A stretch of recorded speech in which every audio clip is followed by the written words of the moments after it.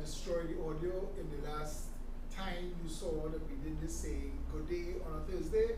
We apologize. We're back and we're live. I'm here in studio with my co-host, Stephen Matheson. Good afternoon, Stephen. Let's do this again. Yes, good evening once again. Well, they won't know because they will Yes, yeah, good evening once again. Today, as I was saying earlier on, we are today again prodding through another day in the life of Trinidad and Tobago, and we are here to talk some of the issues, certainly some of the issues that are affecting you, the people of Trinidad and Tobago, and some of the issues that we feel should not be affecting us at this time. And Phillip, I am sure, has a lot to say today in relation to our vision for Trinidad and Tobago. Well, his vision, or the party's vision for Trinidad and Tobago. And so he will start. Well, let's talk about all the issues that people are raising day by day. We have the normal bacchanal. Today, I found myself reacting negatively to Rohan Sinanan's statement that's broadcast in the media that don't dump old concrete in potholes and how it don't work and nonsense like that. So I got angry because one of my hats I wear is construction. I know that I know more about material and road building than Rohan Sinanan ever will. But that wasn't the point. The point was the nasty way this PNM government speaks to people. If people are going out there to put concrete in potholes, it is because the Minister of Works and Transport is failing, yes or no? Yeah, I mean, daily when I drive on the road, I'm asking myself, and I'm not necessarily talking about the main roads, but the secondary roads. Which are the roads that everybody drive on to go home and that kind of thing. And that, to me, when I look at the state of the road, every few meters you drive is a pothole, a big pothole to damage your car. I wonder where all the money that we collect in road taxes, where all the money we collect in all these registration and licensing and all this money, where does that go? How is that affecting? I mean, if you were saying allocated in the budget for roads? roads? Exactly. If you are saying that you are going to charge me if my vehicle is not roadworthy, then for Christ's sake, fix the road, because the roads are what making my vehicle not roadworthy. Yeah, correct. You dig? So I think that's a problem. I mean, you're seeing too much of it. I live in the Laventille area. Every meter I drive is a pothole. You go, your car breaks it. Sometimes you try to break it, you go into the next car and all that kind of thing. It's obscene. But he can't be saying it that way. And if people trying to somehow solve the problems by fixing the roads themselves, I mean, at least they're doing something. How many things are your taxes paying for that you're not getting? That you're not getting. That you have to turn around and pay somebody else for. How many people whose taxes contribute to the $5 billion every year in public health have to go and use private health care? All of the people who have to get cancer treatment in this country right now, you have social workers calling them to ask them how much they could afford to pay so that you could work out a payment schedule with private 1% owned medical centers because your machinery in the public health system not working. How is the private health care working? You are getting $5 billion at the start of the year. Where is that money? And that's just one. You are paying for water. You are buying truck water. You're buying bottled water. You're paying for tank and pump. You're paying the electricity around the pump because the money you're paying in taxes for water, not working. The education system is a failure. Your taxes pay for the $5 billion that go towards education every year. And for every child to do this insane SCA exam, parents have to fork out money by the same teacher who can't teach the child in school to teach them after school. So now people are having to find money, and the Aranguez Taxi Drivers Association comes to mind because they've been fixing the whole Aranguez and Sawa. So for people having to put out their money to mix gravel and cement and make roads, and for Rohan Sinan to come and talk his nastiness, that man, Rohan Sinan. Now I want to tell you, if you did a competition, you know like how they do Miss Universe, to see who's the biggest jackass in the government, you will have a hard time. All of them want to win. Every single day a different one winning. Rohan saying that, I want to point out some things to Rohan. Rohan, when you buy your contractor partners drunk and singing, those partners, the roads them paving, that is not as good or as strong as a concrete road. Yeah, but Philip, I mean... No, because that's what in my news feed. Listen. That's what in my news feed. Yeah, and I am saying to you... Right, but I am saying that I think we shouldn't go to that kind of... That's what I'm saying. And I'm angry. I'll tell you why I'm angry. Because those taxpayers cannot afford these things. So I shouldn't speak angry. And Stephen Matheson, who is somebody that I respect, who gives me good advice, if he says to me, Philip, Richard Blaze, Rhett Gordon, people who I consider very men of integrity, when they say, Phil, you cannot get vexed. The public looking for you to hold at a different level. I agree with you. And, you know, I think what you should understand is you should probably stay away from personality, because that turns some people off and they stop listening. So the thing Most is, people vote. The thing they vote, but you see, because people, I'm watching Bacchanal, people vote PNM for and UNC for years, and they're voting PNM and UNC. Yeah, they're voting for PNM and UNC because they see PNM and UNC are doing what you're trying to do. What you're trying to do, don't get personal with them. Deal with the issues and how we could fix the country, right? Well, in that and people will, you know, people want, everybody looking for something, and they're looking for solutions. Yeah, but and you know, I saw you on a program a couple of nights ago, and I was really impressed by the comments of the moderator, because, and you did well. You're an eloquent person. You could speak, you know, that kind of thing. But as soon as you start to get personal, remember the people who you are in a large way dissing, the way you do it sometimes, they are loved by hundreds of thousands of voters. So when you diss them, it's like you're dissing the supporters too. So if you want the supporters, to vote for you, your approach had to be different. Stephen Matheson. Your approach had to be different. I know I'm telling you, your approach has to be. No, your approach had to be different. Let me approach it different. I believe you there. Okay? I believe you there. But I want to say that you cannot have government ministers insulting the public and nobody stand up and slap them back in their latrine pit. Oh God, Philip. You know I know you can't help yourself, but I could, but you see to the public who tired, boy. Stephen, they're tired, you know, they're frustrated. Every day you see things. They're tired, they can't make it. Every day you see things, it frustrates you knowing that you're paying through your nose in taxes. And some people don't even realize they're paying taxes, you know. They don't even realize how much taxes they're paying, you know. You know, I give the example on the show already. If you buy a vehicle in Trinidad and Tobago, right, you paying about 60% of the price of that vehicle is taxes. Even the foreign use right? vehicles. Even the foreign use vehicles. You know, and there's a reason why the government will say that those taxes are necessary, right? But let's take Singapore, for instance, and we like to measure countries. Singapore, to buy a vehicle in Singapore is about the same thing. The same kind of high taxes, a lot of money to purchase a vehicle in Singapore. But there's a reason. Singapore has the best transportation, the most efficient transportation system in the world. Subways, buses, everything. So there's no need really to own a car in the way we want to own a car in Trinidad and Tobago.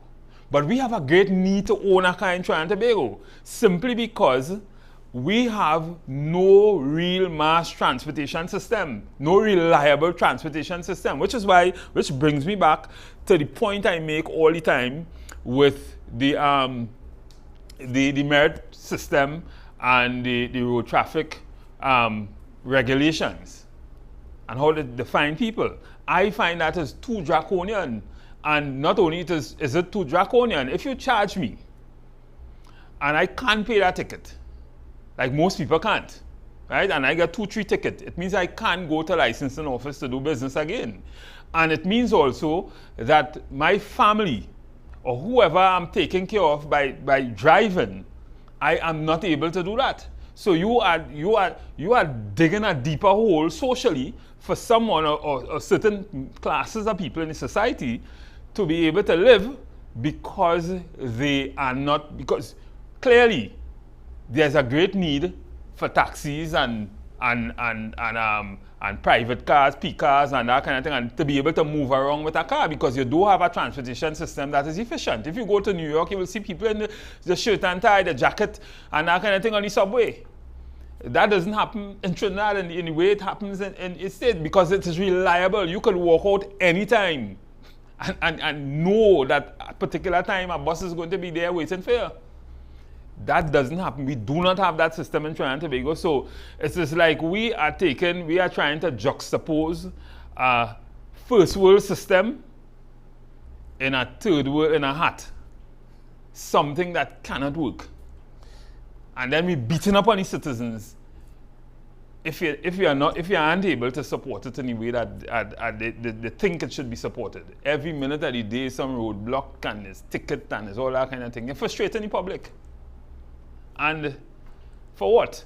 The question is, every time you make a law, every time you make a regulation, there's a mischief rule in it. And sometimes I ask myself, what is the real mischief rule in the road traffic regulation? Is it that we're trying to save lives on the road? Is it that we're trying to raise funds?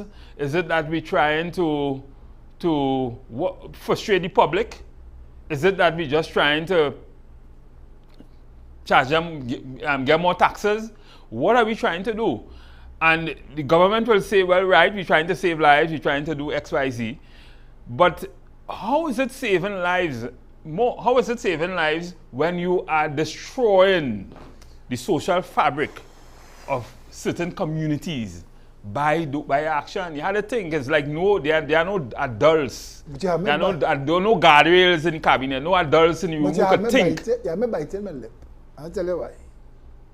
Because you're engaging in something that's called circular reasoning. We're trying to understand that which cannot be understood. We're trying to bring into sharp relief the actions of the government without laying blame on the government. You looking for guardrails? I looking for good people. Singapore, when it was kicked out of Malaysia, you know that's how Singapore got independence? Mm-hmm. Singapore was kicked out of Malaysia. You know why? It was the drug and prostitution capital of the Far East. Trinidadians need to understand this because Trinidadians is pick up thing where they find it and walk with it. Lee Kuan Yew, a contemporary of Eric Williams,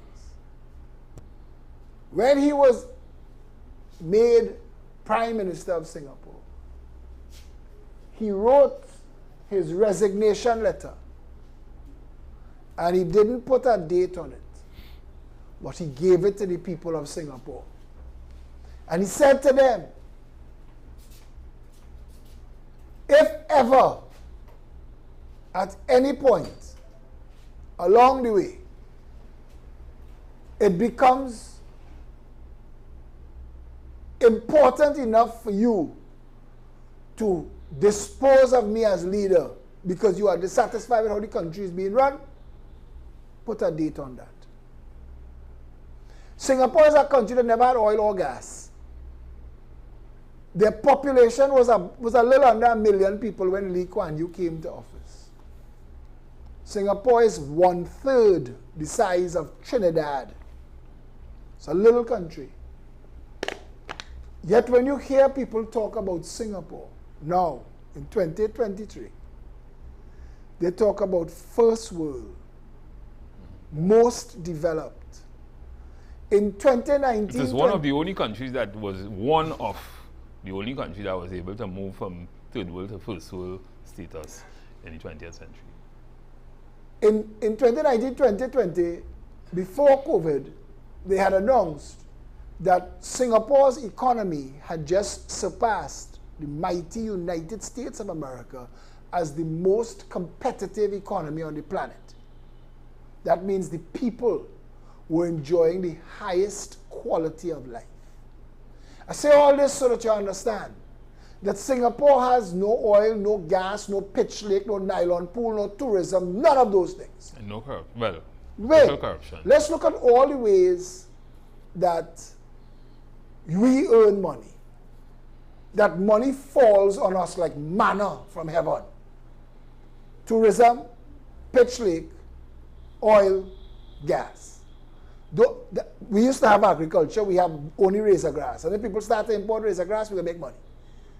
We have 90,000 acres of razor grass now. But when the PNM came to office, Trinidad Ontario cocoa was already acknowledged as the best cocoa in the world. This is how blessed Trinidad was. Pressed down and running over. That's how the Bible called it. Trinitario cocoa was the best in the world. The nylon pool was the only one of its kind in the world. The pitch lake was the largest natural deposit of pitch. Labre tar pit is what Trinidad was known for. Our oil and our gas. Trinidad and Tobago was blessed, and then it was cursed. Singapore, Lee Kuan Yew told the country, we are underpopulated. They are third the size of Trinidad and Tobago. Their population is 5.2 million people now. And he told them that we have to invite people into this country to help us build our country. And that we will run this country to the benefit of all the citizens, but corruption have to stop, and drugs have to stop, and prostitution have to stop, and crime have to stop. So he said, we are not going to write laws to argue about them.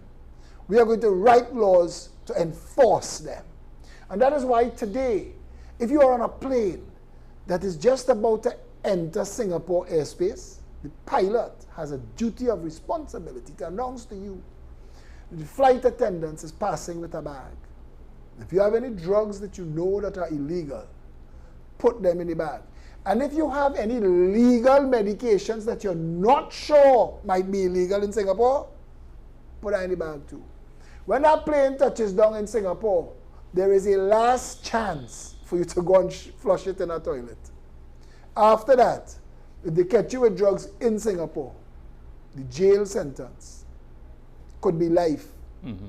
It could be hanging, execution.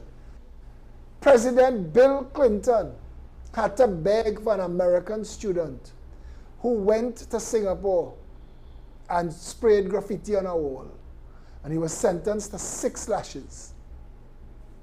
And all of the Americans, when that became, they pull heartstrings and Singapore said, okay, we'll cut it down to 3. But he getting lashes. Because our laws in Singapore is why we have the best quality of life here. Countries like Japan, when you go to those countries, and you could cut across me anytime, Trinidad's laws are not enforced. We have governments who appoint commissioners of police to do their bidding. Earl Christopher's latest response to crime in Trinidad is, let's put it in God's hands. Jesus Christ is now in Besson Street as we call them, something resembling a police. Jesus is a SRP. Jesus is a SRP in Trinidad because Earl Christopher says these Trinidad and Tobago 6,000 police officers cannot do the job.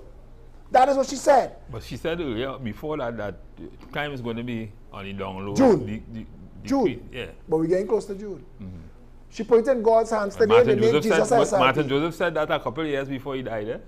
He said crime is going to increase before it go down. Well, but that is what they sell to their PNM supporters. They sell things that sound reasonable. Simply because they still don't know what is the catalyst. What are the things that are really driving crime in Trinidad and Tobago? They still don't know. They still don't understand it. Government. They still don't understand Government. the social. I saying to you today, government driving car. Well, governance. Government. Well, no, you can't say government. You have to say governance. Who writes the laws? Huh? Well, who control the legislature? Well, we have all the laws for everything, you know. We do. That whole Summary Offences Act. The problem is any police and any DPP and they tell you the Summary Offences Act is a joke. The problem is, it's not so much the fact that we do have laws. The problem is how it is implemented. The problem is the judicial system. The problem is the people that are there to enforce the laws. And that's the problem. What was the first one you said? Huh? What was the first one you said? The systems? Yeah, the systems. So I would say is the system governance. And the people. Yeah. Okay, it has more to do with the governance to me than to do with the government. Could I ask you a question? Well, when you write a law, you have to write the system by which that law is enforced. Yeah, and that is there too. That is there in the law, in the If you write an anti-litter law, so I want to show people an example away from the Trinidad and Tobago Police Service.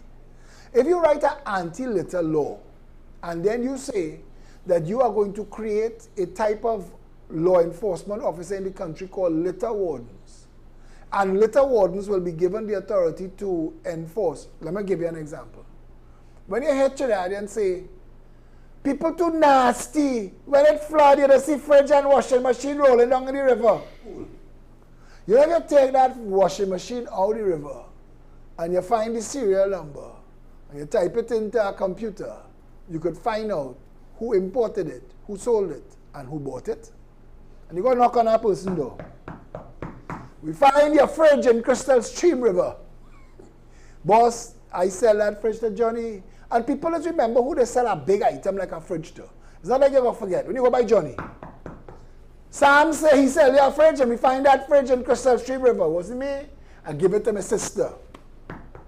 Go by the sister. She says she with her boyfriend. When you reach by the boyfriend try to jump the wall and run, you know you find the right man.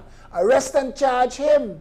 Put his face on the papers. This is the man responsible for some of the flood that you got this year because his fridge was rolling along the river. Well, you see... And I just make that as a point and I bring it to the end to you. When I drive to the end of the Foreshore Freeway and I see those fellas that I know that begging and they're doing this and they're not really hungry. They're thirsty and they want to go and get the cocaine. They want to go and get the rock. They want to go and get what the pusher man selling. How come the police not coming to them and asking them, take me to where you buying your rock?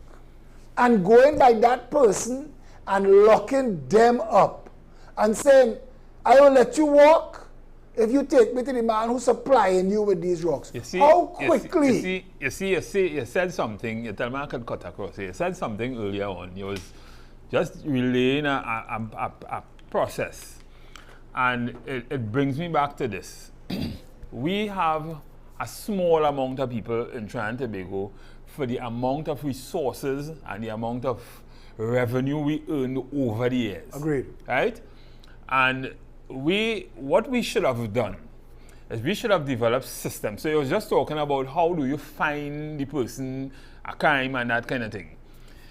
If we had systems, digitized systems, for the money that we had over the years, we have systems that, and I always say that you can buy these things probably on Amazon in a box, a software to do that. Boss man. Because we only have 1.3 million people. Right, 1.5. And I always say that there are countries in the world, there are companies in the world with more people in it, more employees, than we have as citizens in Trinidad and Tobago, and they have systems, HRIS systems, that runs the company and know who is who and everybody and have all the data on everybody. So what I'm saying is, if we have data, if we have proper systems, digitized system, and they've been talking about this since 2010, right? If we have systems where we have all that kind of data, you see that information is just given about the washing machine in the river, Crystal Stream River or wherever, that wouldn't be too hard to figure out because everything is linked to something, right? When you purchase something, you know, when you watch these like Born Identity movies and things, these things are real, you know. When you use a credit card, they can find you where you step off a train, or you come off a taxi or something in London. There are about 15 cameras on you at any given time, right? And those cameras actually work. They could find you if you commit crime. In Trinidad and Tobago, we are in a lawless. You could do anything in Trinidad and Tobago and get away. Anything. So when the commissioner of police said that crime will be on the decrease, probably in the next few months, I dare her, because I am not seeing anything the government of Trinidad and Tobago is doing that will facilitate that. Bossman, you see the term bring the evidence? That, and I must confess, if somebody else said it before Pandey, I didn't hear it. But maybe I wasn't paying attention to politics then. But I remember hearing Pandey say, bring the evidence. When Kwaitong and Galbaran Singh was chomping down on cigars, leading tribe band for carnival. I remember bring the evidence. Pandey saying, if you're calling the ministers and the financiers and whoever name in your mouth, bring the evidence. That is not the responsibility of the citizen. In the United Kingdom, if you are a government minister, and you go to purchase a vehicle, you need clearance. The vehicle seller cannot sell you. I remember I was selling a van, a pickup truck, and there was demand for the pickup truck, and I didn't have time. So I say, and I posted on Facebook, whoever come first with cash, take it and go. And a police officer came with cash, and I took it to my bank. It was about $80,000 to sell this van. So I go to take it, I receive it to go and put it in the bank. And my bank manager said, no, you cannot receive this money. Me and the police officer there. I said, why I can't receive this money? She said, because I know what you do. And I am protecting you from people saying in the future what they think you did. So if this man is buying a vehicle from you, let him bring, okay, you give him, he's the one that's buying it. Let him go and get a proper check or a bank instrument so that you can deposit it into your account, bank account, so that nobody could ever say, and that's how it should be. There are people in this country who I know personally, who I went to school with. Stephen, I am saying to you, it is impossible for them to have the money they have. I have members of my family. It is impossible for them to have the money they have. And I know it for a fact. But they have no way I could say it in a country. If I only say that and link a name to it, they could sue me for defamation. There are ways to protect the criminals in high society in this country. So when you asked earlier, what is the source of crime in this country? And I tell you, government. It is government failure. Besides deliberate government corruption and action where government is involved in crime itself, the government failure to put systems, you and I was just talking about that. I tell people when we talk agriculture, farmers tell me, Mr. Phillip, predial larceny is the biggest problem for farmers. I say that is the easiest problem to solve. Nobody thieving 10 mango to eat. After the 5th mango, your belly full, you're done. If you thief 10 mango, is to sell. If I see you, I am a police officer. You're not going and sell mango under the mango tree, waiting for people to pass and check you. You go in where people are. Law enforcement driving up and down, but all our police busy going somewhere else. If we had police in the community, if Diego Martin Main Road from Bagatelle to Westmore and back was your beat whole day, and you just driving up and down Diego Martin Main Road whole day, you will see and interdict crime whole day. And if you see somebody with a bucket of mango selling, you're going to stop and ask them, where did you get this mango from? And if you got it from your yard, take me and show me your mango tree. Because if you don't have a mango tree, there should be a law preventing you from having a bucket of mango that you cannot answer for in a country where predial larceny is a serious problem for farmers. Yes or no? Yeah, I agree with you. And this is what I'm talking about. No, but yes or no? Yes, I'm just saying this to you. I agree. So if a man is on the side of the road with a van load of orange selling, 10 orange for $20, you see it all the time. Police supposed to stop and ask that man for the proof of how he comes to have this van load of orange. Because if he doesn't have a receipt from a registered farmer, arrest him and take control, take possession of the produce. If that word spread throughout the country, that if police catch you, you see how you know if police catch you with contraband cigarette is jail? You see how you know if police catch you with contraband liquor is jail?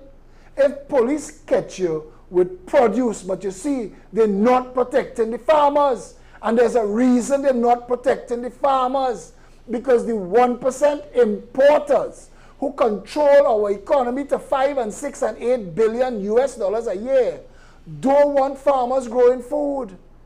In a country that has a rainforest climate, if man disappeared from Trinidad tomorrow, in 20 years, the whole country, every road, every building covered with trees and grass.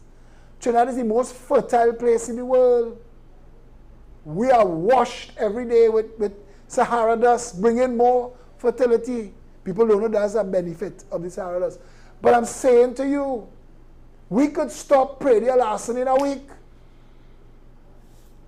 Yeah, and that's just one thing. That's one. You know, but government so could many enforce. things, so many things, boy, so many things. I mean, you know, sometimes you feel I'm in industrial relations, employment law, human resource management, and I tell you, when I look at the fact that over the last 15 years or so, every single minister of labor that has been appointed in government has been a person who were part of a trade union in some way. They understand the industrial relations system.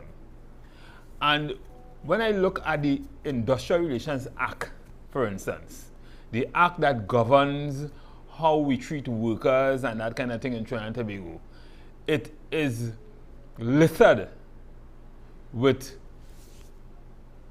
inconsistencies. It's littered with things that maybe a simple thing like the Recognition and Certification Board. That board sometimes are without a board for 2 and 3 years sometimes.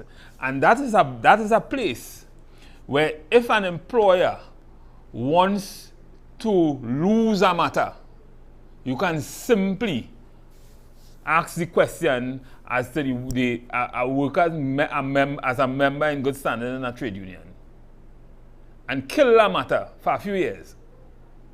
And that is one of the things that how these ministers of labor doesn't understand that is nonsense. That's an oxymoron. That's nonsense. But how could you in the act. But how could you say that and not lay the blame at the feet of government? You're trying to tell me you Well, this is what I'm saying. You knew that better than Jennifer Baptiste Primus? This is what I'm saying. You knew that better and than that's just one part of it. You have, just now, allow me to finish. You have things like judges in the industrial court do have tenure. So a judge, I mean, as impartial as they are, right? Sometimes they are beholden to the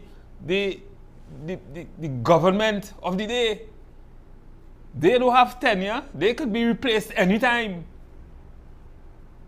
So that in itself is an aberration.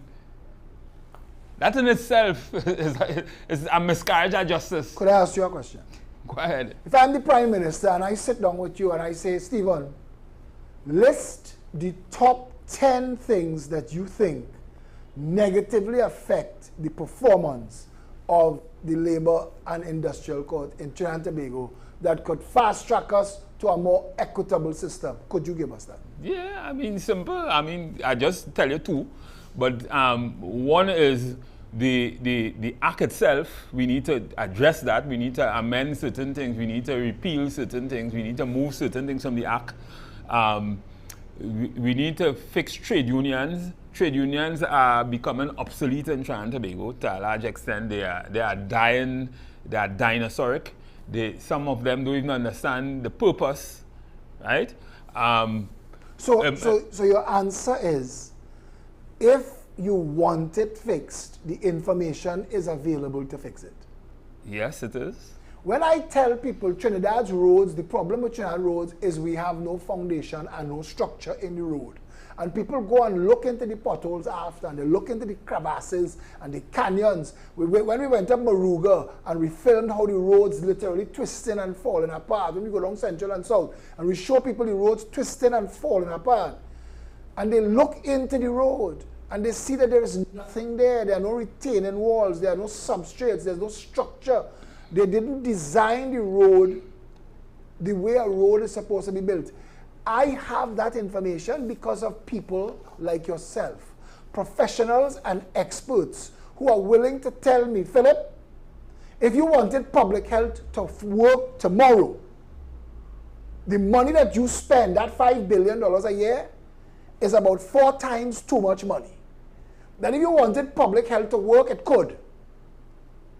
Because they show me that blue chip insurance per person, if we gave every Trinidadian the same insurance policy that Anthony Sabga had, it would cost us less than $5 billion a year. And then privatize the healthcare system and make sure that everybody got that kind of 1% treatment. So if you know that insuring everybody would be cheaper than trying to run it yourself, don't run it yourself. Yes or no? That's a good idea, but the government may say that that's not the business. The business is not to support private insurance. But they're doing that now. They're doing that right now in St. James. The cancer center in St. James practically shut down. We spent about $50 million putting it together to shut it down, to send everybody to 1% own. All of a sudden, people are setting up themselves in health centers in this country, private health centers, with all of the equipment that when the state is setting up a hospital, and I'm just saying these things, and I'm not knocking private enterprise, you know. What I am knocking is corruption. I am knocking manipulating the system to take advantage of the taxpayers. That's what I'm knocking, and I say it to you again. And you're correct. Everything that you talk about, correct. WASA cannot, and no Minister of Public Utilities cannot answer me as yet, that Trinidad gets 100 times the water it needs every year falling from the sky for free. That if we put gates on the end of all of those rivers and just hold that water, treat it and distribute it, we will never run out of water in the country. Diego Martin alone could give Trinidad water. The Maraval Reservoir is a joke. It was built when there were 1,500 people living in Maraval. They have 36,000 people using that reservoir now. It is an insane little joke. And we think that when the rain fall hard, we'll get water. But because of how they built, when the rain fall hard, it's wash mud into the reservoir and foul up the system. It can't work. So damned if you're raining and damned if sun's shining. But if I sit with engineers, they'll tell me, Philip, we could fix the roads in Trinidad and Tobago, and it will last as long as the Americans' road lasted in Wallafield and Chagaramas and the North Coast. Those roads lasted almost 100 years before they started to break. You realize that? Mm-hmm. You realize that? That is what, them roads take jamming for nearly 100 years, and they're now starting to break. Our roads will last for 5. They say if the Americans could have built that, our North Coast Road was built round the clock in a year and a half. We've taken 15 years now to build a road short at a Point 14. And these things are important for the people of Trinidad and Tobago to understand. And I don't know the language to get them to understand that your prime minister is not somebody you should love. In fact, your prime minister is somebody that you should not like, so that you constantly have that person against the ropes trying to deliver. But to love somebody and give them free love Even if they come home and they're beating you, even if they're horn and they're sleeping with the neighbor wife, and you taking that, that's what you will get. Yes or no? Well, my view is that, saying, just taking your last point, the Prime Minister is somebody you should not love. I look at the country that calls itself the best place in the world to be.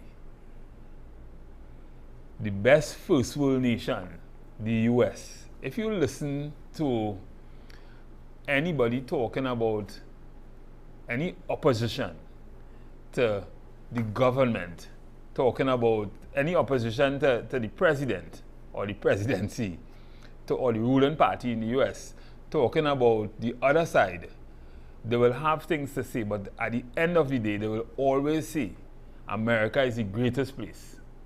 And the thing is, there's a reason for that. Because if you are destined to run this country, you have to be destined to run something that is the best. You have to be destined to run something that you truly believe could go somewhere or has the potential to go somewhere. So I would always say, I will stay away from saying, and I'm taking your last point, I will stay away from saying that I don't like the Prime Minister or I hate the Prime Minister, that kind of thing. Because it sends a wrong message. It doesn't sound too patriotic to me. But it's not about hating. When I say the Prime Minister shouldn't be somebody that you love. You see how they deified Kamala? Mm-hmm. You see how Kamala's supporters created Kamala Mania? That is for Usain Bolt. That is for Wendy Fitzwilliams. That is for Rihanna. That is not for your Prime Minister. Your Prime Minister job is to walk. Walk till you can't done walk. Lee Kuan Yew didn't pretend that he did not inherit the you ever ask yourself? I know I don't know what you might morph into if you become the Prime Minister. But a Prime Minister, though, before a Prime Minister become a Prime Minister, most ministers who are ministers today, most of them, before they became minister, they were professionals, and they worked for a lot more money than they're working for now. The question is, why did you want to be a minister? Why did you want to be, is it that you love Trinidad and Tobago so much that you just wanted to be, to take a pay cut? You remember when Kwaitong say, Kwaitong said, yeah, he didn't take a vow of poverty. But the thing is, when you count how much money a minister make, most of us professionals, sometimes we make double that in a month. But the thing is, there's a reason why they are ministers. And to a large extent, some of us will say some of them are, they facilitate corruption to a large extent, so they actually earn more money than is on the books, because they put the family, they put different people in place to earn money, and they set them up over a period of time. And so that kind much of thing. Wives of ministers are contractors. Right. How do those contractors benefit from so many state contracts? Right. So what is your vision? What is your vision? Is it that, what do you feel? Because if in the true sense of the word, I am going into a job and I want to make money to support my family and that kind of thing, and I want the kind of money that, I want to earn the kind of money that suits the position I'm in. If I'm the minister of, say, public utilities, and I have people who answers to me, like the CEO of WASA or the CEO at T&Tech or whatever, who working for 3 times my income, how do you feel about that? Then who is responsible? You dig? So the thing is, what we should be thinking also is, if we want to hold these people responsible, make these people so responsible, because I think the responsibility for some of the things we're talking about, and Selvon Mitchell, when he's on the program, he says that all the time, the responsibility for some of the things we talk about sometimes lies in the hands of the public service, the hands of the public servants, the people who are actually paid to do those things, with the kind of responsibilities that they hold. Yeah, but before you go down that road, I want to jump in and answer a question that you just raised. Because you just asked earlier, why would somebody choose to go into government? Now, I want to take you to the first world, the developed world. People will tell people, don't come into politics until you make your money. In the first world, in the developed world, don't come here looking for money. After you have a successful political career, that a professional career. No, after you have a successful political career, the speaking circuit and writing a book and being interviewed, that pays big money. Okay? More money than you can make as a professional. That is in the real world, not in Trinidad and Tobago. Okay, so you have an opportunity there. You have an opportunity to be at the pinnacle of society. You have an opportunity to make a difference. But in a lot of countries, they have things that we don't take into account. I made a list: self-respect, pride, name, reputation. Those things matter. Lloyd's of London is not a limited liability company. Lloyd's of London is the largest reinsurer in the world. We know that. Every insurance company on the planet They use Lloyd's to reinsure their. reinsures their risk with Lloyd's. Lloyd's is owned, and I use the word owned in inverted commas, by what they call names, to be offered the opportunity to sit on the Lloyd's registry is bigger than being knighted by the Queen. You are a name. These things matter in the real world, not in Trinidad. If I say Trinidad as a latching pit, it's because we don't care. You just said something, I'm coming back to it full circle. People in those countries aspire to build a brand. When you become a man of respect, you pass that on to your son, you know, your children. When somebody wants to date your daughter, that person's father has to explain to them, do you know who her father is and what his role is in society? He's a name. He is someone. He's somebody. And you can't go to that family and bring them down. If they allow you in the door, you have to elevate them, because that's how it works. In Trinidad, we don't operate so. In Trinidad, it doesn't matter. In Trinidad, we don't care. And I watch children of judges in the company of children of people whose names have been called in drug trafficking. Trinidad here, we socialize and don't care. Once you have money and you could pay the entrance fee, step in. But in the real world, people give up. You see, it's not giving up. The price of admission might be a pay cut. But what you get in exchange for that, that is important. You ask me, a government that I lead, what we would want to do, we would want to fix things to the point where, and in the first 5 years, because I am 56, and I say this all the time, I am at the point in my life where I don't want to be doing this no more. People say, Phil, you're not writing anymore, you're not doing live videos anymore, what's going on? In my mind, I've moved on, you know. In my mind, the commitment I have to everybody who built the Progressive Empowerment Party, to every member, to the people who have hope in this country, to everybody who finance and give us $1, is why I'm still here. But in my mind, I've moved on. I am working, pep, 24/7. But in my mind, I've moved on. There are people who message me every single day with all the problems that they're having, and Phil, use the right man to fix it, and Phil is your biggest fan, and Phil. I don't even answer anymore. Because in my mind, I've moved on. You see the size of the sign on this building that Lachman Ramrup made and donated, worth about $10,000 that he did for free? That, the length of that sign, Carnival time, the whole country knew. They know where PEP headquarters is. Look at the size of these banners behind me. It can't even fit in the screen. People know where we are. If you are my biggest fan, if you support us, you wouldn't have to tell me. I'd know.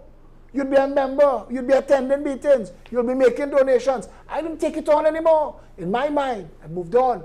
I'll tell you why I moved on. Because you ask any politician, and any politician at all, and you know this for a fact, what they stand for and what they stand against, you will never hear that on a morning edition or an interview. You can't even get politicians to debate. Because to debate is to stand and expose the level of competence. And most of the politicians that you said that were professionals prior to getting into government, they were mediocre at best. You don't have to be a good lawyer in Trinidad to make money. You just have to be a connected lawyer so you could get the right briefs. Yes or no? Yeah. In Trinidad, whether you win or lose, doesn't matter. You're getting paid either way. Either way. Truth. It's one of the professions where you get paid. You get paid either way. Win or lose. Win or lose. Your client walk free, your client go to the gallows, you still make your money. Mm-hmm. So it doesn't matter. When you look and you said, that these people are, and they gave up, what they gave up. When I watch Reginald Armour as your Attorney General, what he's done since he's been Attorney General, he's not a man of integrity or respect. He shouldn't have the job. But he could in Trinidad because Faris did and others did. What the courts are arbitrating in this country and mediating all the time insults the decency that exists at the highest level of society. So when somebody said, who it is said? Somebody said to the Prime Minister, because it's getting to the point where Keith Rowley is about a week away from picking up his chair and flinging it at the opposition. He referred to a parliamentary colleague as flea-ridden, worthless nothingness. In England, did I put him out? He ended before the Privileges Committee. The Prime Minister might have found himself in hot water and not be able to attend Parliament and a vote of no confidence passer in him. Well, in England, if that had happened, even members on his side might have voted against him and a vote of no confidence. That does not happen in Trinidad and Tobago. Exactly. We're talking about, and I see this on the paper, so I go with what I see on the paper, that a businessman rented a building to the state for the purpose of the DPP's office that is non-functional for the DPP. Now this man has a contract with the state.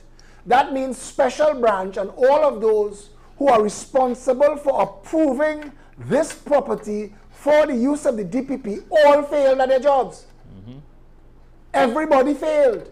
The gentleman has an empty building in Port of Spain, and every 2 years he is getting full replacement value for the building. That if he knock it down and build it back, every 2 years he get the full money.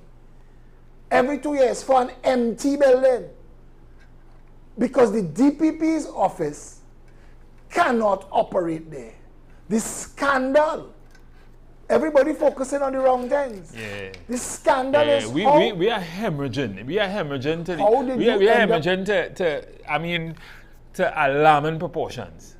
We are hemorrhaging everything. Stephen, with everything. The amount of money government spend on things that they shouldn't be spending on. Director of public prosecutions get conned in a business deal?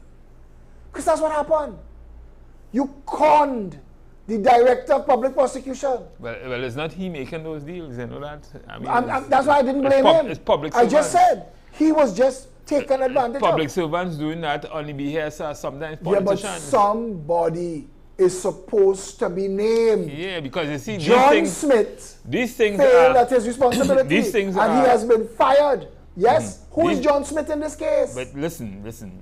We are inherently corrupt in Trinidad and Tobago. As a matter of fact, corruption is more or less institutionalized in Trinidad and Tobago. So you have to understand that all these things that you're talking about, all these deals, and I call them deals, these things happen in a place where it is very organized. So before that contract goes out, the person who's going to get that knows he's going to get But it. Stephen, And knows what he has to do to get it. but there must be in our laws, there must be in our laws the ability to investigate the terms of that transaction and prosecute people. And if we don't have those laws, then this is not a real country. And we have to accept that. No, don't say it's not a real country. It's a real country with a very corrupt system. No, because this country is a republic. And the textbook definition of a republic is a nation ruled by law. So if we don't have law, we're not a real republic. I just told you we have laws. We have laws. We have laws for every single thing that you talk about. Be careful, you're coming full circle to agree with me. Every single thing we talk about there, we have laws for it. You're coming. We have laws. They just the procurement legislation, for instance. They have laws for every single thing that we talk about. It is just that we have some very smart lawyers, and we have also some of the people who sat trying to make the law. They made it in ways that they can get around certain things. They left allowances for corruption. And we have had government after government, attorneys general plural, men of supposed competence, to use your words. But where's the integrity? We've never had an ethical government. An ethical government. You see, Trinidad is not a big country to run. It isn't. People ask me the size of our cabinet, 13 ministers. I know 13 ministers. I know what those ministers are. I know who those ministers are, and I know how they will deliver. I know the measurables, the metrics. I know the timelines. I know what is required. And if I say it to you, you will realize you know it too. You will know it too. The things that have to happen in the country, because you understand, if a real professional is doing a job, this is how it gets done. When you go to medical school for 8 years, and then you go on to specialize in surgery, they teach you how the thing is actually done. We don't have people in this country who understand how it is supposed to run a country. We do not have a capable prime minister among them. If you could say the things that you say today, Kamla Prasad Bisesa was a failure. Keith Rowley is a failure. Patrick Manning is a failure. I'll tell you why. Norway got oil and gas wealth 40 years after Trinidad. Norway. And they have a heritage fund which puts where they put away more than 90% of it, and they live on the interest. You know why? Because the ministries of energy and finance agreed with the prime minister at the time that there's something called Dutch disease that comes with this, that destroys your economy, that will make this money disappear. So they wrote laws. And all agreed, and you can't change it. Can't change it. They wrote laws to the point where there's $250,000 US put aside for every single man, woman, and child of the 5.4 million members in the population of Norway. Norway is right now working on, hear this, a 1,000 kilometer floating tunnel underwater. 1,000 kilometers. Tobago is 22 miles from Trinidad. 1,000 kilometers of floating roadway underwater. Tobago is 22 miles from Trinidad. We can't even manage the ferry, much less talk about a bridge. Bahrain has 1.4 million people. Bahrain is putting a satellite in space, a satellite made in Bahrain on a Bahrain rocket. They have a space program. We don't even have a bus that runs on time. And that is, as you say that is one of the things that, for some reason, Trinidadians, especially the sycophants of the UNC and the PNM, are unable to understand. When we talk about what we see suffering, the roads, the everything that is happening, and the government excuses they just don't have the revenue to do certain things. And I can just now allow me. They just don't have the revenue and that kind of thing to do it. And when people like yourself and me, well, I fell up talking, I don't say nothing again. But when we say that, Trinidad and Tobago is just the politician, governance in Trinidad and Tobago is just woefully ill. There's no critical thinking. There are no adults in the room. People wonder why I would say that. But listen, what you have to measure is the amount of resources the country had over the period of its life. Correct. By the amount of citizens we have. Correct. Per capita. Correct. So people try to compare us with the US, they try compare us with ourselves, the amount of money we had in Trinidad and Tobago, we should be able to do the same thing. I give you good comparisons. 7 days after I wrote what I'm about to read to you here, and it's 2 paragraphs long.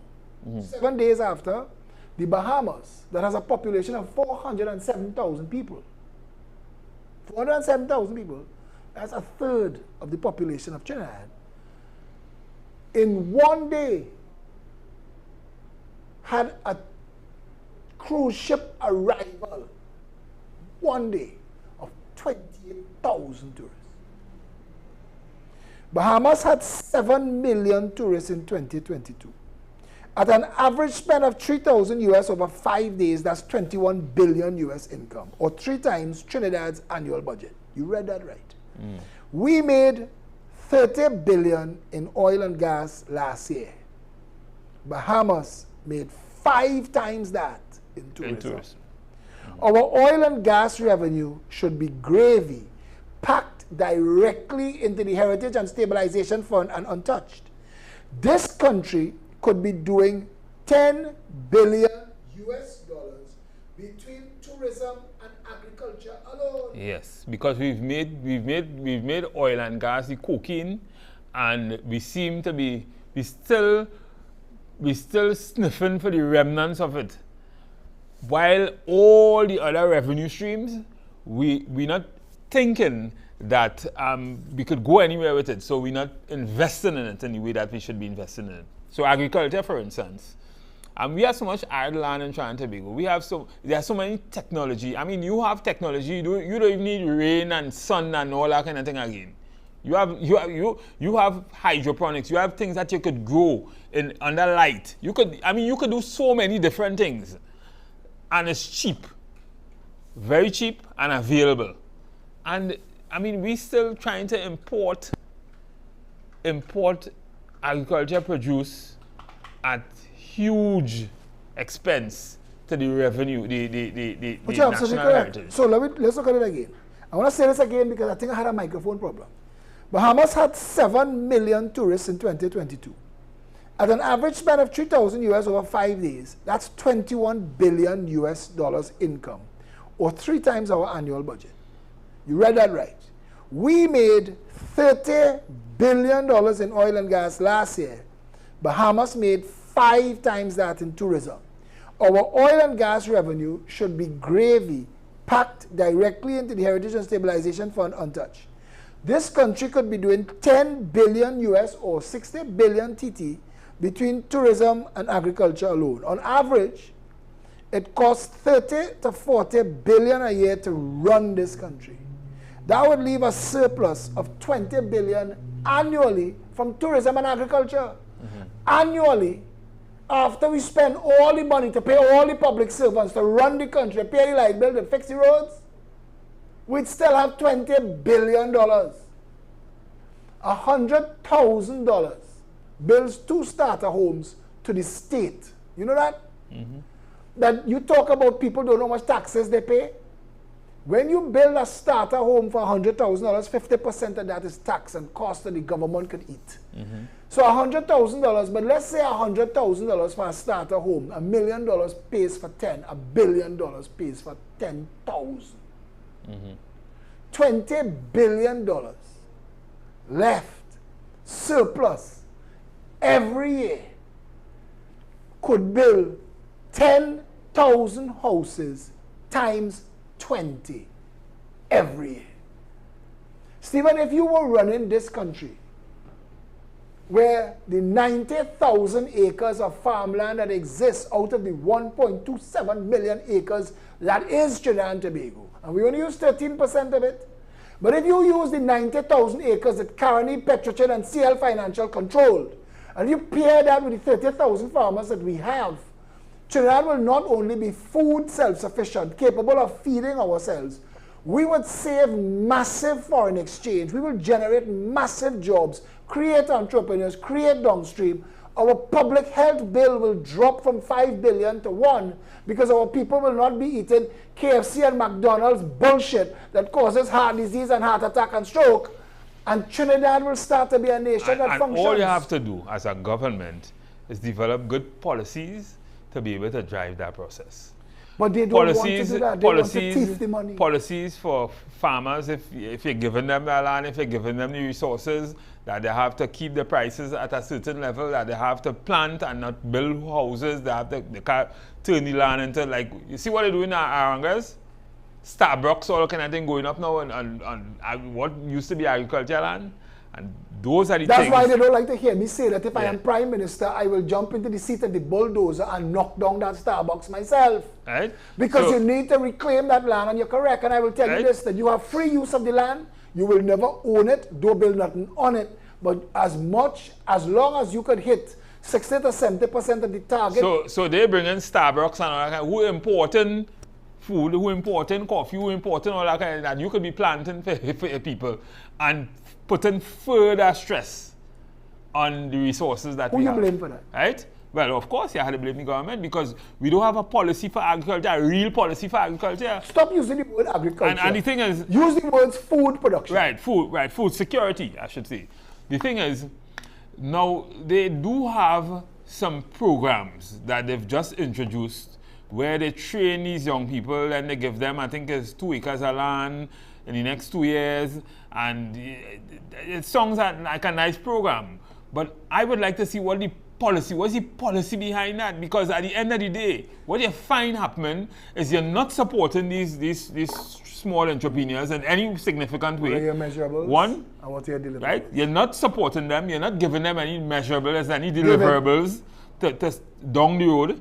And then after a time, government change, everything gone haywire, anybody do anything, and it gone back to nothing. The thing is, people are not going to stick to the policies, or people are going to stick to the policies if they know that if I'm given this, I have to do this. I have to produce XYZ, I have to produce XYZ amount poundage, amount every month or every year. I cannot take this land and do XYZ. I cannot take this land and turn it into anything.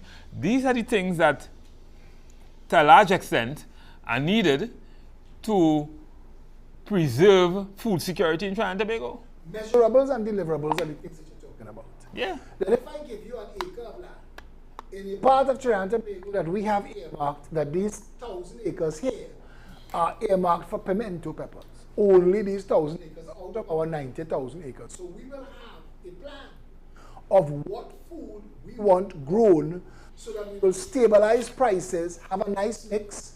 So you don't go from glut to drought. You understand what I'm talking about? That you know that based on statistical data, you know how much plantain is consumed in a year, how much watermelon is consumed in a year, how much baigan and okra and boli. So you start with that as your baseline, and you give somebody an acre of land to use, and you tell them that out of this acre of land, we expect to get 500 tons of pimento over the course of the year. And if you come close, if you give me 300 tons out of that, consistently, I'll give you an next acre to use. So you could increase your own yield. You don't have to pay for the land. You don't have to pay no tax. I'll give you all the technology to use it. I'll give you everything. I'll give you all the support. And see that, I'll sell it to products for you. I'll buy a product from you. Your price. That you could sell it on the open market, or we will give you, we predict that we could stabilize the price at $2.50 a pound, and we will take it from you at $2.50 a pound, all that you grow. If you get a better price on the open market, feel free. and let the private sector compete with the government, because the government's job is just to facilitate. The government's job is to facilitate, not to be in business. Caribbean Airlines is the example that you need. That's all the example that you need. The government in business fails every time. Every time. And this seems not to be understanding I that. promise you, Trinidadians and Tobagonians need to understand. Having 1/3 of our fire stations have no fire truck is an indictment against all the governments we've ever had. That is a lack of respect for your life and the safety of your family. A lot of the fire stations are rented, are leased from people. So the government is paying for a building for years and decades that it does not need from friends. That's what it is. That's all they're doing, and every single thing. The ambulance service is not enough ambulances. People do not get to the hospital on time. In Trinidad and Tobago, we have no plan. In New York City, if an ambulance takes more than 9 minutes, the mayor in a problem. The mayor would have a problem. The amount of people died in Trinidad and Tobago simply because the ambulance didn't come, or it came when they died already. You know, I mean, or the police didn't come, or, you know, and nobody's held responsible. Nobody is held responsible. But we're paying for that. And that's the point. That we've come to the point, and I wanted to tell you, the idea of the air riot yet was thrown out there to fool us. Well, I just want to finish this they point. know why we are at it. No, but because they put the police again. Say you had to ask permission to protest in Trinidad. I really want to make this point. And today is the first time I'm going to make this point, because I've been thinking of this. That when call members say they are riot yet, it was to fool the slaves on this plantation into thinking that your options are to take what we give you or riot. And if you riot, is jail and lick some police, because that's against the law. And I'm here to tell Trinidadians and Tobagonians that they have plenty more options. They have stand down, they have stand up, and they have vote yourself. Well, the biggest option is unite. The biggest option is to think. Yeah, but don't say unite and let people think that that means the Progressive Empowerment Party is going to join with the UNC. We want all I don't mean we want all the UNC voters. We want all the PNM voters. We want the people to unite under a political party that will deliver, will represent you, will provide it for this country. That's what we want. We have no interest in Kamla Prasad Besessa and her band of fools. We have no interest in Keith Rowley and his band of thieves. We want a better country. The voters are responsible for who sits in that office making decisions. Let me tell you what I vote for. Vote for jobs, homes, education, healthcare, food production, water, and social development master plan. And if you get all who want to be your prime minister on a stage, ask them questions about jobs, homes, education, healthcare, food production, water, and social development master plan. Because everything you need to know about how your country will be 5 years from now, you will hear on that stage. Yeah, I agree with you. I agree 100%. But I tell you tonight that I've already moved on. The voters of Trinidad and Tobago could decide. You see, I am not a politician. I am a technocrat. My job is to get stuff done. The reason my slogan is Phillip will fix it. My little daughter knows if something's spoiled, she bring it and put it on a black filing cabinet, 2-drawer filing cabinet, I have and leave it right there. She know that he will come, he will see it, and he will try to fix it. That's my job. And my role in politics is to, in 5 years, fix water, fix healthcare, fix education, fix jobs. Create a society where the average person coming out of school has hope and opportunity. Where the retirees at the end of their life cycle have hope and opportunity. You can imagine at 60, you retire in this country and there's nothing for you. There's nothing. There's nothing for families. There's nothing for you as a retiree. This is a country built on. Look at One Woodbrook Place. One Woodbrook Place was designed as a community. The only thing that's selling in One Woodbrook Place is liquor and more liquor. Joe Paris got a little place to rent, and every week he spread out more and more till The whole front of the place is that wherever that liquor place is. And every single part of what was laid out as community for one Woodbrook Place to come and sit down and have a meal, all of it is liquor. Trinidadians have been abused by a lack of leadership and believe that all that we are is a bunch of drunken fools. There are so many other ways we could have been entertaining and spending our leisure, but we're drunk and foolish and being led astray. But that's a whole other conversation. But when you are a retiree in Trinidad and Tobago, when you have family in Trinidad and Tobago, there is very few things that you could do. And we need a country that understands that the people who have the ideas and the ability to create environments for these people, a retiree leaves their career, their job, at the height of their experience and knowledge. You're trying to tell me we can't use our existing schools that closed in the evening and make it available to them for them to teach people? So the ones who coming up now could learn from the masters, entrepreneur, apprentice programs, simple things like that. You will extend people's lives. You will make them happy. You will make the young people coming up who want homework supervision, who just want to be part of community. We've killed that in China. We need to bring that back. And that's what politics should be again. That is what politics should be about. Well, governance should be about making the lives of the citizens, especially those that need the assistance, better. The Progressive Empowerment Party was challenged in a conversation in 2017, and we were asked, what is the purpose of government? And we left there not knowing what is the Trinidad definition of government. And we came back and we met and we spoke about it and we talked about it and we investigated and we came up with a definition of what we think government is for.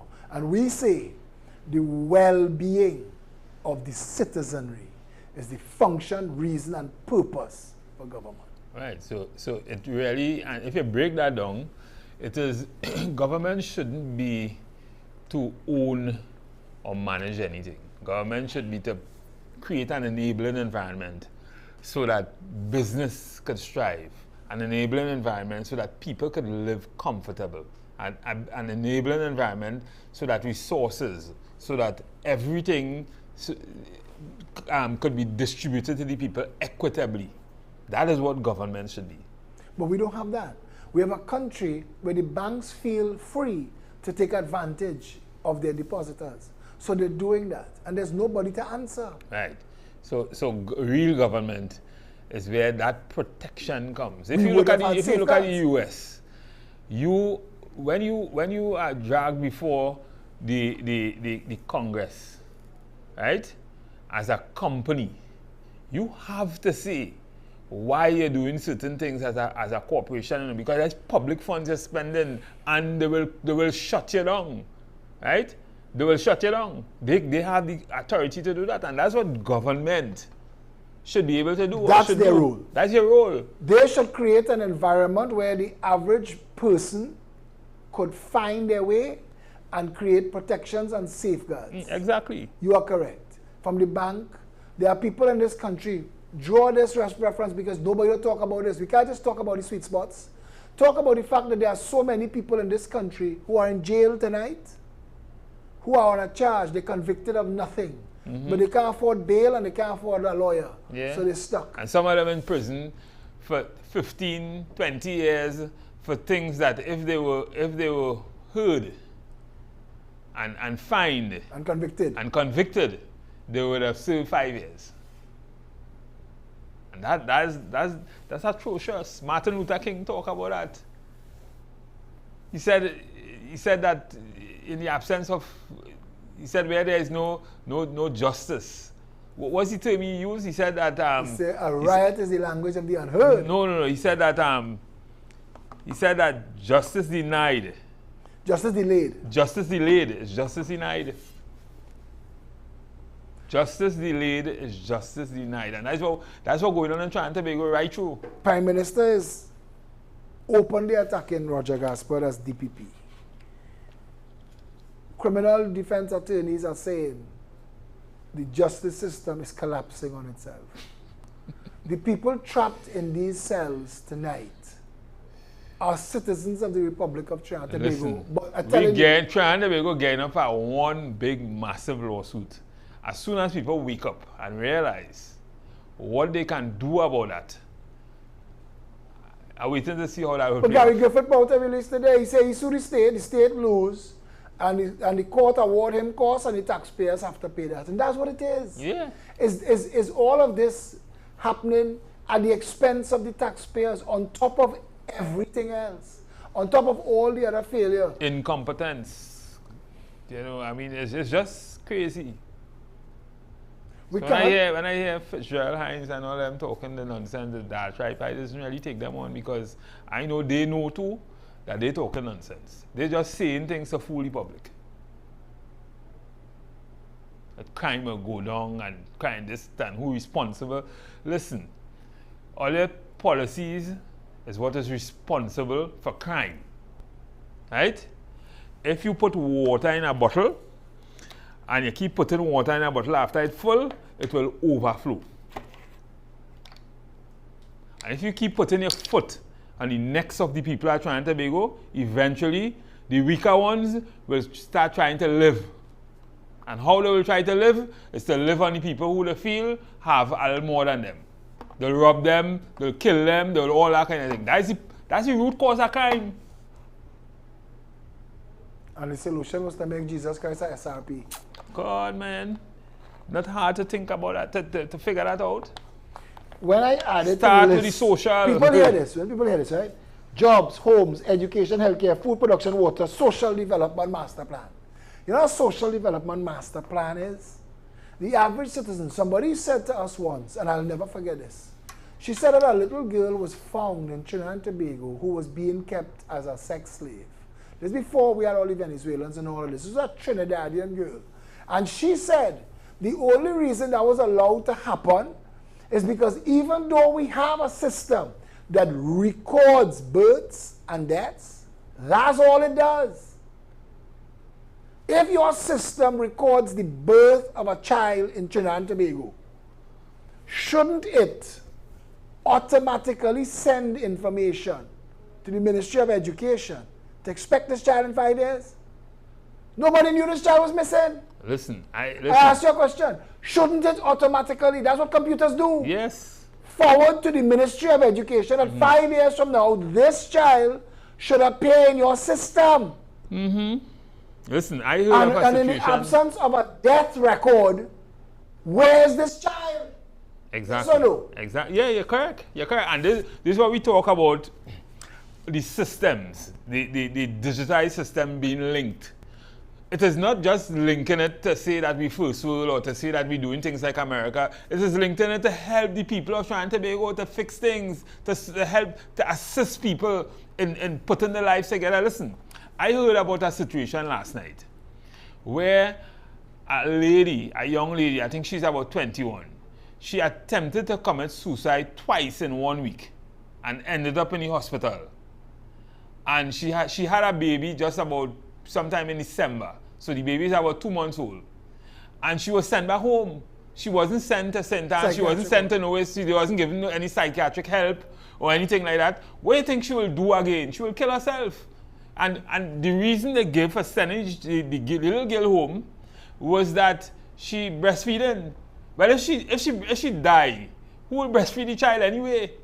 It just doesn't make sense. That is why I tell you. So when people want me to sit down and pretend that Trinidad is first world, or Trinidad is a country that works, or it is not a latrine pit, and then you tell me that story. You tell me that story where there is somebody in the medical profession who should have lost their license over that decision. Oh, you could send out somebody home like that. Put a human, is called depraved indifference for human life. That is a law in America. If they can't find something to charge a doctor with, they charge him with that. Yeah, because you send a lady try to commit suicide twice. The second time was with a rope, they found her hanging. So obviously she's mentally ill. Right? Not necessarily mentally ill. She just had a baby. No, could be postpartum, whatever. But what I'm saying is, You supposed to have protections for that person. You supposed to put, next thing the girl go home and kill a child, right? You should have some kind of institution where you could put that child, because she's like a level 3 risk. In a country where the Prime Minister go say, what are we do? Put a doctor in everybody's bedroom? Nonsense. What You are we had to do? think. Put police in everybody's street? You had to think. It is at the point where that child reached in the hospital that they took responsibility And that happened for somewhere in her. Sani Gandhi. But they're supposed to be responsible for her. That is the purpose of the job, and if they're not doing the job, they should be fired. But in this case, that is a loss of license, that is prosecution, that is you should never have a job in this field again. All of this are clear indications that the country is not a real country. Clearly. This is people drawing salaries under false pretenses. A man named Christopher Phillip was kicked out of the general hospital by a security guard who went seeking medical help. And he rolled around on the grass in front General Hospital and was dead before the sunrise. And the CEO still had his job. And the Minister of Health still had his job. They filmed that man's death. Yeah. You see, these are things rife for lawsuit. I mean, you paying taxes for these things. These things shouldn't be happening. I mean, if the country cost $60 billion to run according to the budget, and your oil and gas revenue was $30 billion, then the other $30 billion that you got to run the country came directly from taxpayers' pockets. And that's a serious issue.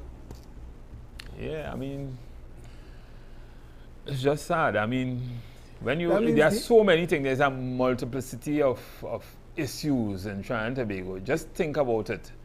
And you don't have to go far. You just go in your community, ask yourself why people doing the things they do. And the thing is, I always say, when we say these things, people will say that, hey, listen, this happening all about. That's the first thing they will say, this happening all about, but it shouldn't be happening here. You know why? The kind of resources we had here, the kind of money that passed through this country, we should have things to fix that.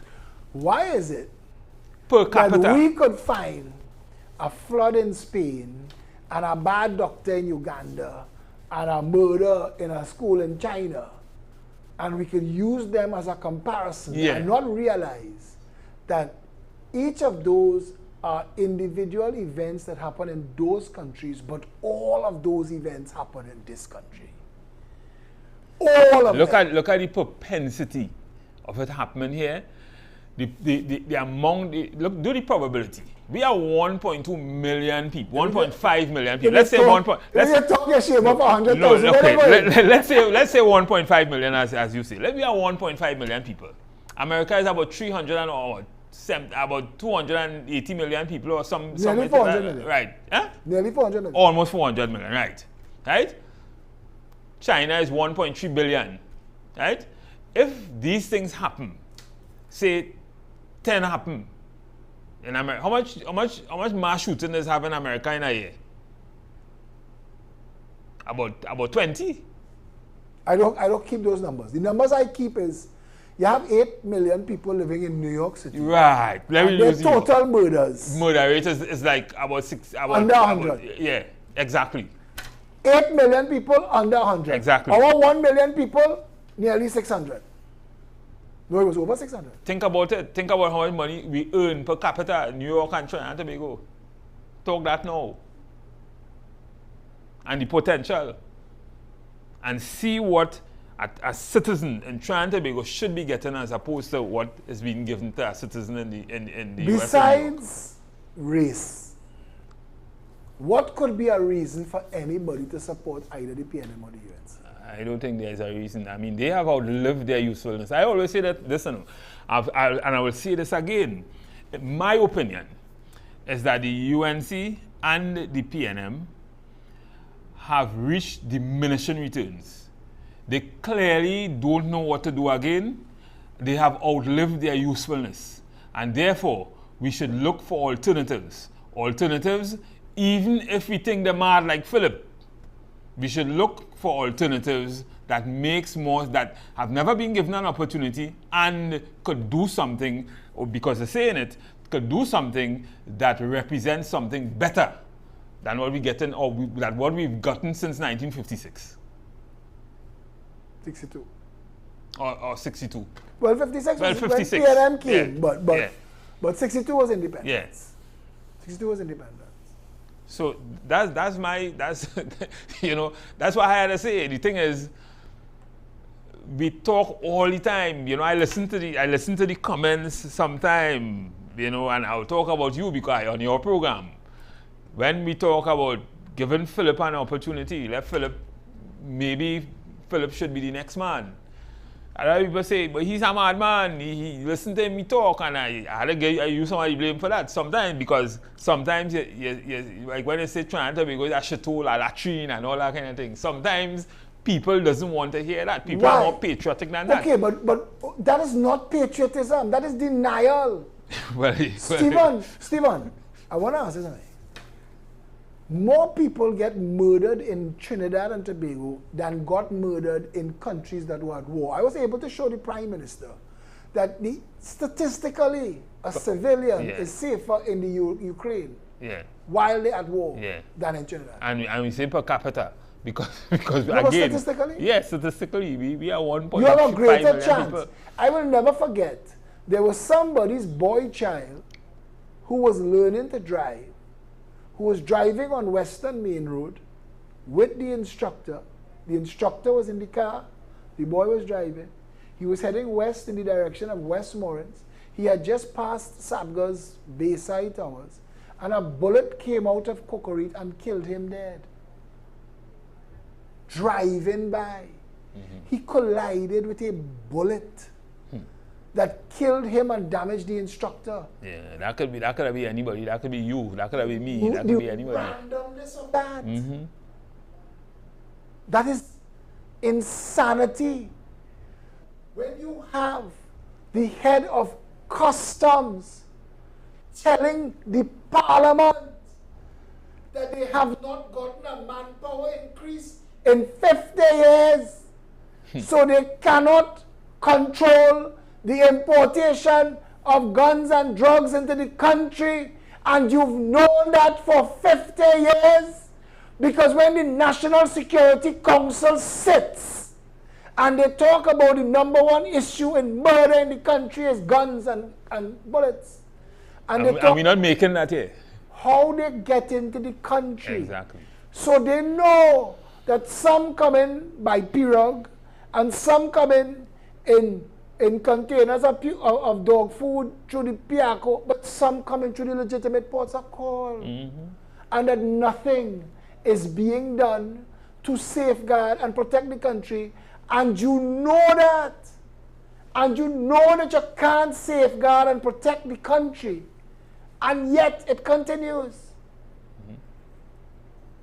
And that's the reality. That's unfortunate. That's our truth.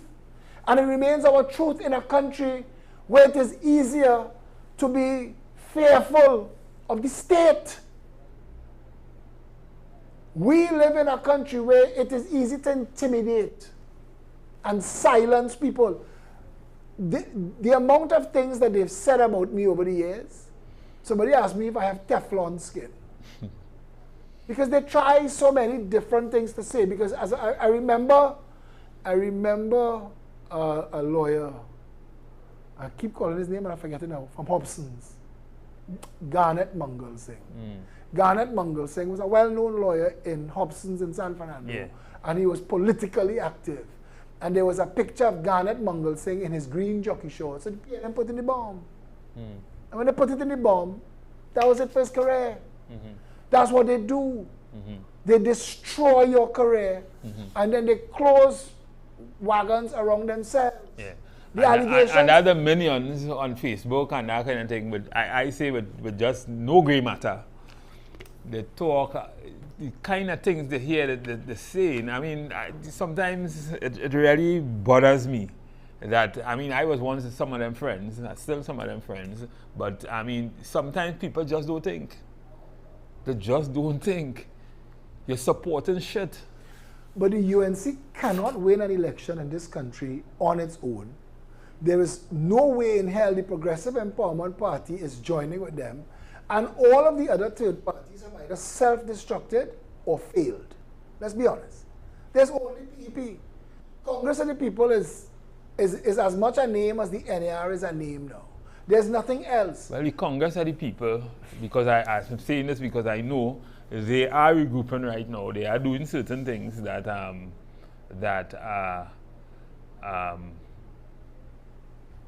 they are coming together, and I know they are doing some strategic realignment and that kind of thing.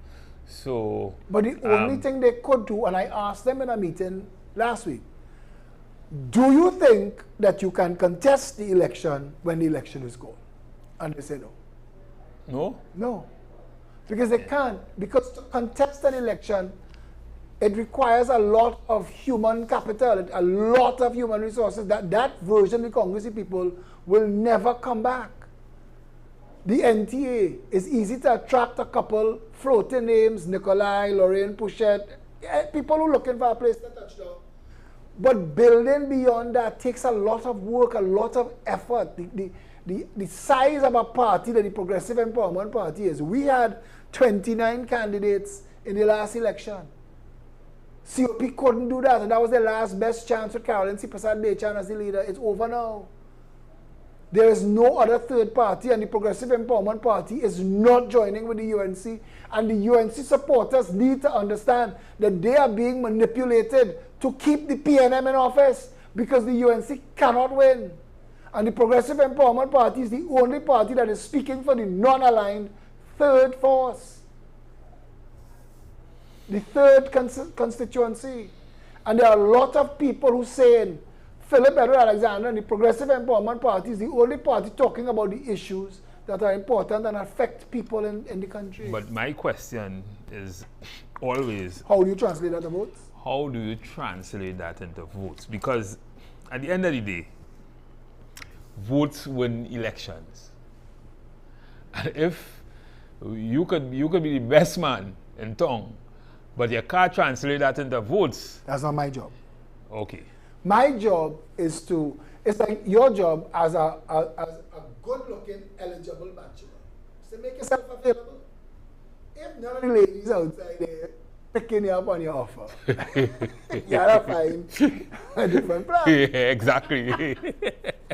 But coming to a close, give me some closing comments. No, I mean, this obviously was another day where we chose some of the issues that are really affecting people, and they are not germane to just today, because the issues we talk about, they are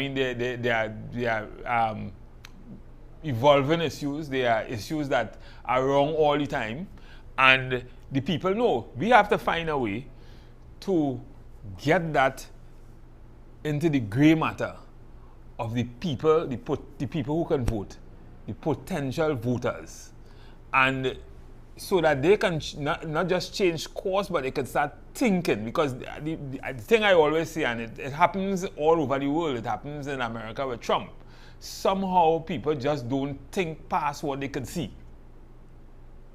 So they listen to the message, they find the message nice, but they don't like the messenger.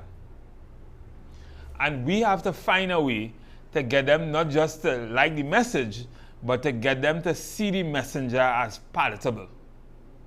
And I guess if we do more of this, that may happen at some point. You need me politically sexy. Yes.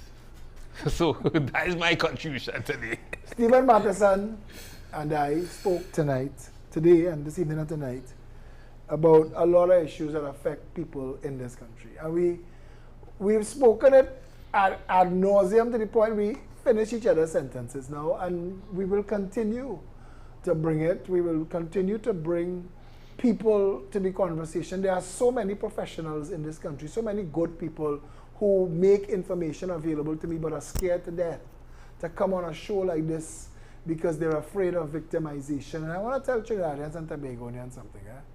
Our country has been on a steady decline for the past 30 years. So whether you stand up or not, you're whining on a sinking ship. Trinidad is dying. Everything about Trinidad is dying. The country is failing. If you check and you make a list and you say jobs, fail. Healthcare, fail. Education, fail. Delivery of water, fail. Social development, fail. The justice system, administration of justice, fail. Trinidad and Tobago has failed. It is a failed state. If tomorrow a version of a pandemic comes that interrupts the ability of ships to dock in Trinidad and Tobago, in 6 weeks you run out of food. There's only ever 6 weeks worth of food between ship, warehouse, grocery shelf. And it's every 6 weeks it's replenished because things expire and they go bad. So we have 6 weeks worth of food at any given time, and after that is grass. Because of our 90,000 acres of farmland growing grass. And you have to understand that making their 1% friends rich, importing food, shouldn't come at the expense of you providing food for your family in a worst case scenario. And that you shouldn't have to hope and beg out of the 20,000 children who sit a SCA exam, that you fall into the 2,000 lucky ones who somebody recognize your name and put you on a list, because if you don't, you also ran. And of those 18,000, 9,000 fail at the end of the 5 years. And they come out of the system with nothing. And they have to suffer for the rest of their lives. Taking buff and packing fries and tolling baton, putting their lives in danger because our systems do not work, as Stephen said. Public health shouldn't be a crapshoot. It shouldn't be Russian roulette. You shouldn't have to put on the phone after calling the ambulance and not know if an ambulance will show up or not. In the time that it will take for you to survive whatever it is caused you to call an ambulance in the first place. And if the ambulance comes and they take you to the hospital, there should be a doctor right there waiting for you at the door. But we don't have that. And too many people die preventable deaths in this country from things that shouldn't be killing our people. And these are issues that affect all of us. I spoke to some youths in Diego Martin this week here. I told them, look at your future. All that is down the road for you is getting older, getting slower, getting weaker, but no improvement. There's nothing for you. Every now and then they will pelt a hand out, but other than that, they're treating you like dogs in a yard. Human beings, the citizens of Trinidad and Tobago, should not be waiting on the largesse of the government. The country belongs to the people. And every single child that is born in this country could have either a vision applied to their lives or develop a vision themselves as they go along the road. I want to be a chef. I want to be an engineer. I want to be an electrician. I want to be a mason. I want to be a doctor. I want to be a pilot. I want to be an architect. Whatever you want to be, you should be able to achieve.